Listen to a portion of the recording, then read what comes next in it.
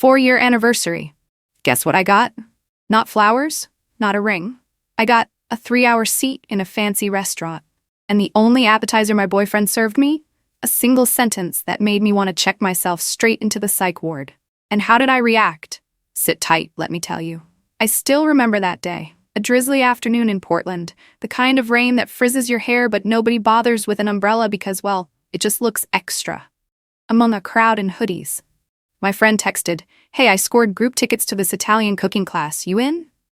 Now, I'm no kitchen queen, but the promise of handmade pasta and free wine? Yeah, I signed up on the spot. The class was held in a cozy little studio, warm yellow lights glowing, the smell of flour and cheese blending in the air. I was busy kneading dough when a male voice popped up behind me. "Sorry, I swear I wasn't aiming at you."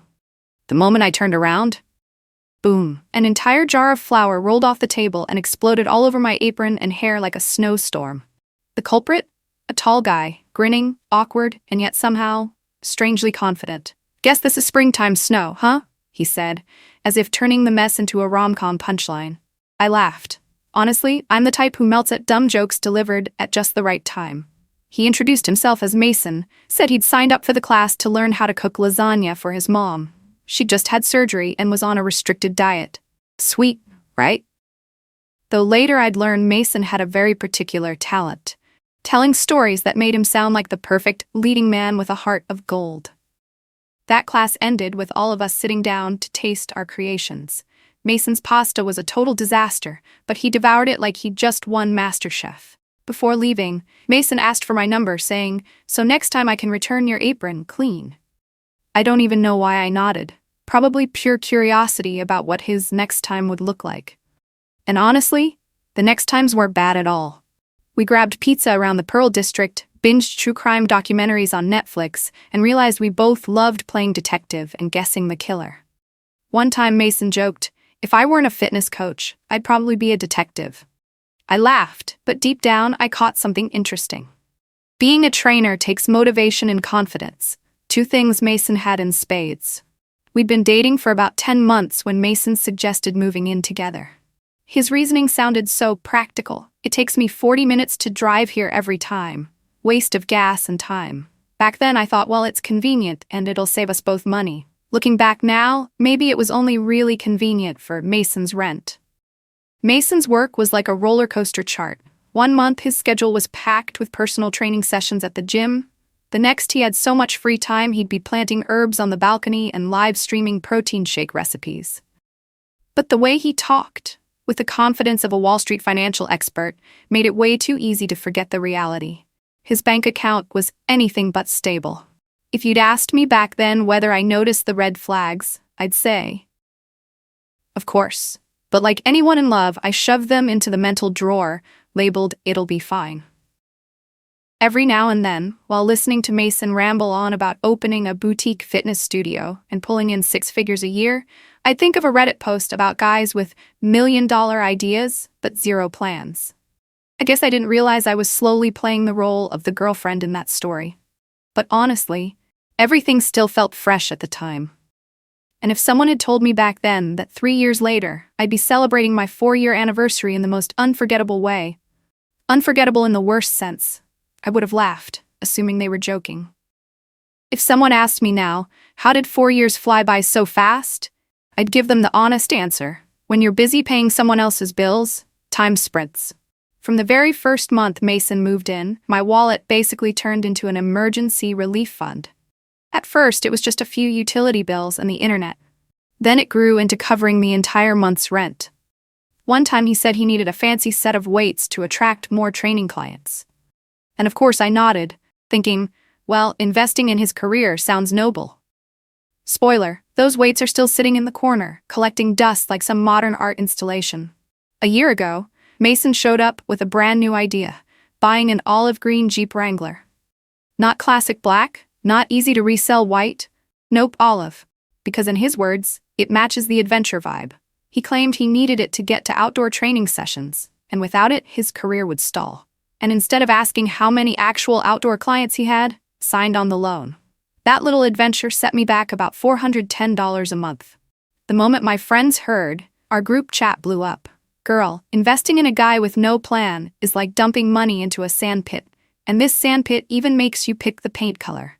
In the months that followed, Mason's Jeep became an all-purpose ride, occasionally driving clients to workouts, rare, taking his buddies camping, often, and chauffeuring himself to grab beers and watch basketball, religiously.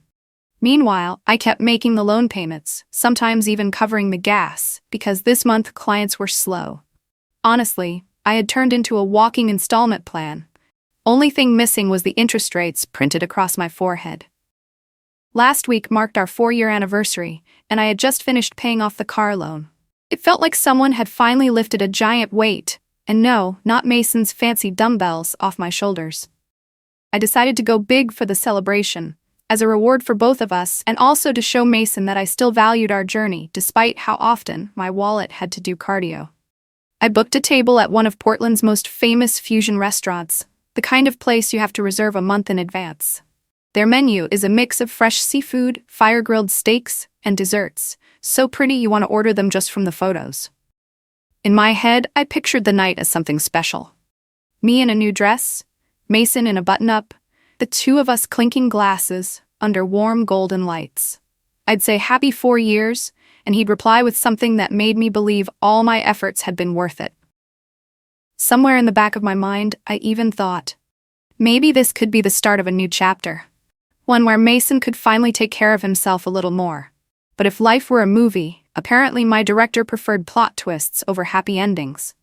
I got to the restaurant right at 6 p.m.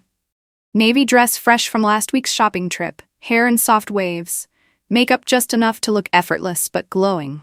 This fusion spot is the kind you book a month in advance, and my table was right by the window, with a river view glittering under golden lights like someone had sprinkled confetti across the water. Barely 5 minutes after I sat down, my phone buzzed. Mason texted, "Running a bit late, just sit tight." I thought, okay, probably traffic, or maybe a last-minute client message he had to answer. After all, it was our 4-year anniversary. I told myself to stay in a good mood and not let a little delay ruin the night. The first hour passed pretty smoothly. I ordered a glass of white wine to kick things off and started playing with the menu, the kind of pointless rereading where you already know what you're going to order. The waitress, a blonde with her hair pulled up, walked by a few times, giving me that look like, "Did you just get stood up?" I smiled lightly and said, "He's on his way," even though a small flicker of doubt had already started in my mind. Still, I tried to stay positive. Maybe Mason was stuck in traffic, or maybe his Jeep Wrangler decided to act up. In my head, I even built a whole timeline.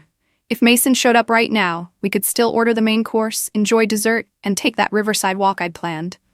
By the second hour, my second glass of white wine was already more than halfway gone.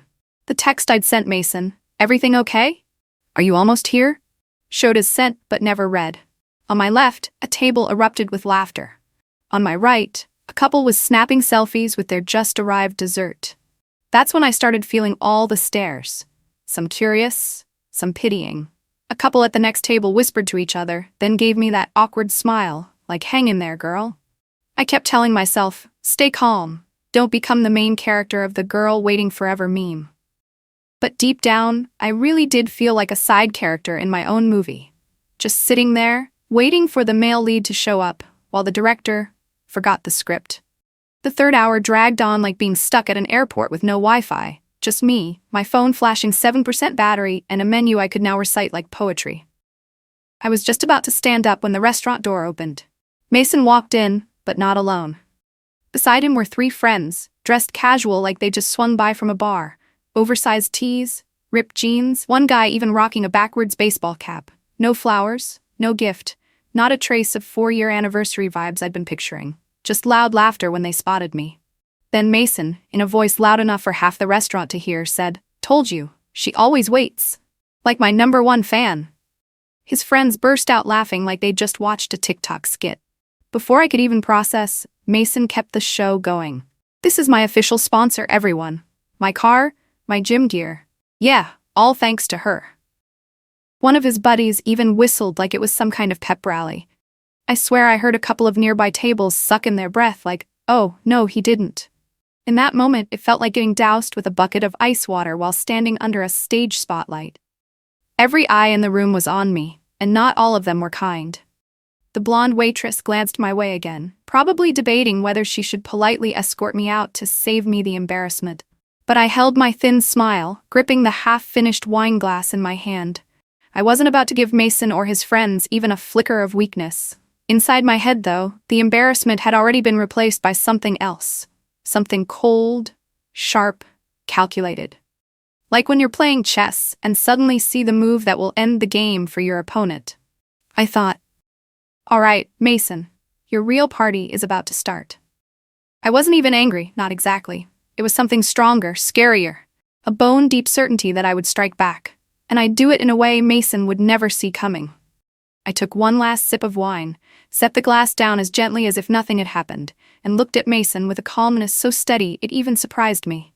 In my head, the pieces were already snapping into place, each step, each player, each opening to flip the script. This time I would be both director and leading role in the story. I lifted my glass again, smiling as if Mason's little performance had just been a harmless joke, then leaned toward him. "I'm stepping outside to take a quick call. An old client's ringing me." He nodded, without even looking up from the story he was spinning for his friends, probably convinced I'd come back and resume my role as his loyal audience. Out at the door, I didn't call anyone. Instead, I opened the app, booked an Uber, and while waiting for the car, I shot a text to Chloe, Mason's old high school friend. These days, Chloe's an event MC and a group fitness coach at a big downtown gym. We'd crossed paths a few times at friends' get-togethers, and I knew one thing for sure. Chloe could tell a story so vividly, the whole room would stop eating just to listen. I told her about tonight like I was sharing a funny anecdote about Mason's unique sense of punctuality. I didn't need to add a single bitter word, just recounted exactly what happened, sprinkling in a few lines like, "Yeah, maybe he was just testing if he could turn our 4-year anniversary into an endurance challenge." Chloe laughed so hard she had to pause for breath, then said something that made me nearly jump with excitement. "You know what? We've got a client event in 3 days. Mason's invited. I might just accidentally slip this story into my talk." 3 days later, I wasn't there. But just imagining it was enough to feel satisfied. The event was a networking night at the gym, potential clients, trainers, and fitness industry folks mingling over food, photos, and business cards. Chloe was hosting, and with her naturally magnetic voice, she stood out even more against the thump of background music. When it came time for the Share Your Most Memorable Stories with Friends in the Field segment, Chloe flashed a mischievous smile and said, "I've got a story about patience. There's this guy, I won't say his name, who once left his girlfriend waiting at a restaurant for 3 hours on their anniversary. And guess what? She was still there when he finally showed up, with a group of his buddies." The crowd erupted in laughter, a few whistles cutting through the noise. Chloe kept going. "I'm not sure if that's love or a brand new sport, but if it's a sport, that girl definitely wins the gold medal." Mason, of course, knew exactly who she meant. Standing in the crowd, his face turned red like he'd just finished a 30-minute hit session, though he still tried to force a laugh.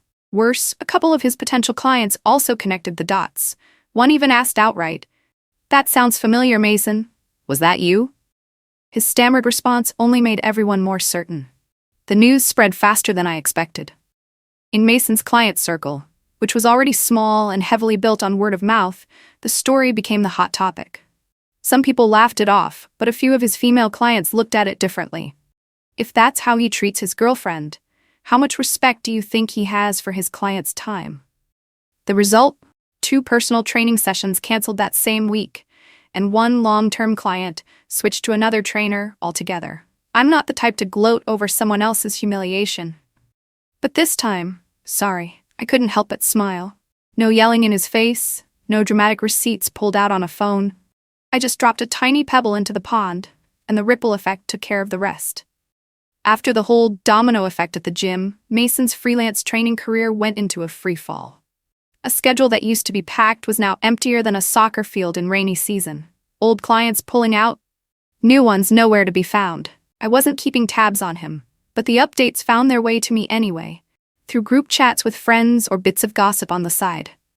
One mutual friend texted, "Girl, Mason's out here whining about being sabotaged, but the way he tells the story, everyone's just like, yeah, sounds about right, serves him."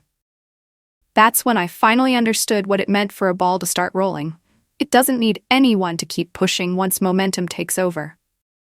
The day Mason decided to come talk to me was the day he walked into a scene that I'm pretty sure will haunt him forever. An apartment neat, spotless, and completely stripped of anything that was his.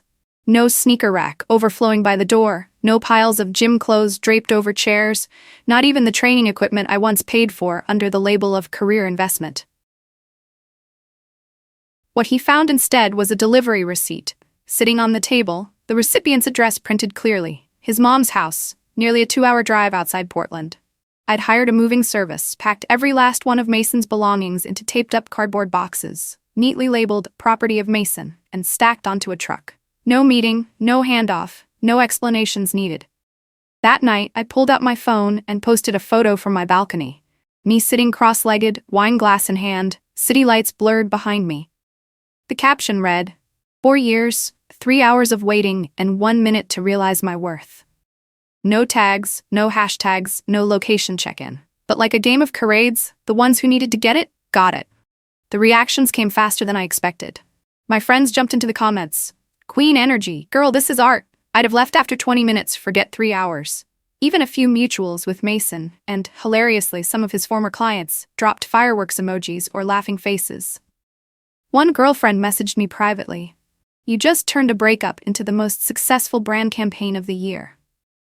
A few days later, I got a message from one of Mason's close friends, clearly trying to play the neutral messenger. "Mason's crashing at a buddy's place for now, maybe moving in with his cousin. He's trying to repair his image, says it's all a misunderstanding." I just replied, "Nobody needs saving if they didn't set the fire themselves." My friend sent back a clapping emoji and dropped it. Mason, meanwhile, started spinning a new version of the story, one where he was the victim of an overly sensitive girlfriend who couldn't take a joke. But the problem was, too many people had already heard the real version, at the gym, from Chloe, or from those who were actually in the restaurant that night. Once an image cracks, trying to patch it back together is like slapping tape on a deflated balloon. You can see right away it's never gonna hold. As for me, I just kept living my life. No extra drama, no need for more cryptic posts. One line, one photo, that was enough to close an entire chapter. And I realized I never needed to scream at anyone to prove I was right. Silence isn't always weakness. Sometimes it's the space you give someone to reveal their true self. Mason did that flawlessly, without any help from me. Someone asked me, "Do you feel satisfied?" I laughed. Honestly, it didn't feel like satisfaction. It felt like release. Like finally dropping a backpack you'd been carrying way too long, only then realizing just how much it had been bending your back out of shape. If you've made it this far, I really want to ask, during those 3 hours, at what minute would you have left? Minute 15, when you realized you'd been stood up? Minute 60, after finishing your first glass of wine? Or would you have stayed, taken another sip, smiled to yourself, and quietly let the game shift directions, just like I did? Whatever your answer, I just want you to remember one thing. Your worth isn't measured by how long you're willing to wait for someone. It's in knowing when to stand up and walk away, with your head high and your heart intact. In the end, I learned something that sounds simple, but it took me 4 years and 3 hours of waiting to truly understand. You can love someone with all your heart, but if they treat your patience as a given, then you've made yourself into their waiting chair. And chairs? Well, anyone can sit on them, then get up and move on, right? My takeaway isn't never wait too long for someone. It's this: know your own worth, so you don't waste time proving it to someone who refuses to see it. Silence isn't always weakness. Sometimes it's the space you give for others to reveal who they really are. And hey, if you enjoy this kind of drama that's both hilarious and thought-provoking, make sure to hit subscribe and turn on the notification bell. Trust me, these sounds like a joke, but actually true love stories. We've got plenty more episodes coming your way.